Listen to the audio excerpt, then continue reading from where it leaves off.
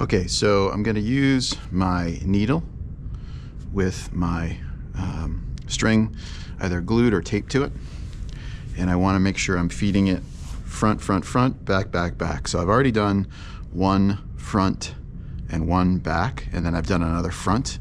So now I'll show you a back. So I'm going to come around to the other side here, and I'm going to feed it in through the back.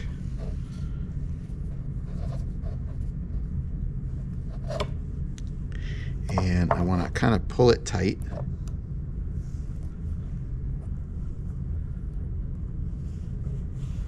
And then once it's through that back side, I'll go through my torsion arm in the back. I'll pull that tight.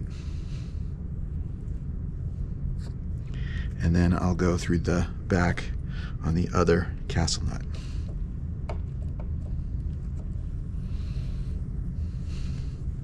Okay. And you want to try to keep your arm aligned, and then I'll do that again for the front. So I'm going to push it through the front castle nut on one side. In this case, it's the right side. I'm then going to go through the front hole of the torsion arm. I'm going to pull this tight, not super tight, just enough to keep it straight. And then I'm going to go through the front of the opposite castle nut. In this case, it's the left castle nut. I'm just going to go ahead and pull that tight.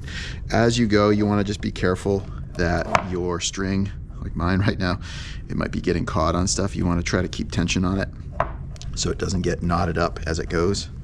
That's why it's important to tie it to that base there. And then you're just going to repeat that as many times as you can. I would say at least 5 times or more until you can't really fit any more strings in there. Okay?